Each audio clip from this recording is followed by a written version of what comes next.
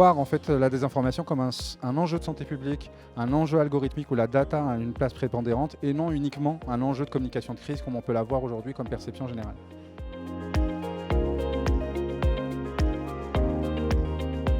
En partie oui, on voit bien les enjeux de recherche qui sont de plus en plus importants et de plus en plus évolués en termes de complexité et de preuves scientifiques. On a encore un petit chemin à faire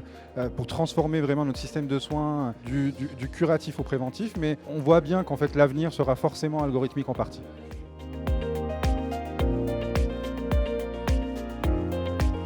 Aujourd'hui, au sujet de la désinformation, en fait, l'enjeu du jour, il est de démontrer le fonctionnement cognitif, le fonctionnement de la désinformation et comment on arrive à une population qui est convaincue d'un certain nombre de choses qui sont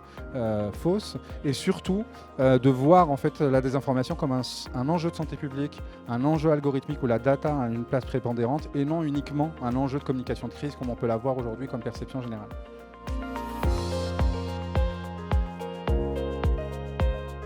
Déjà, l'aspect international, on a vu des exemples au Canada, on a vu des exemples issus de Grèce. Ça, c'est un élément qui permet d'avoir ce benchmark international qui nous permet d'avoir une vision sur l'avancement qu'on a en France. Et puis, en fait, la richesse des expériences et des retours d'expérience qu'on a pu avoir aujourd'hui, ce qui nous permet d'être confiants vis-à-vis de l'évolution positive de notre système de soins.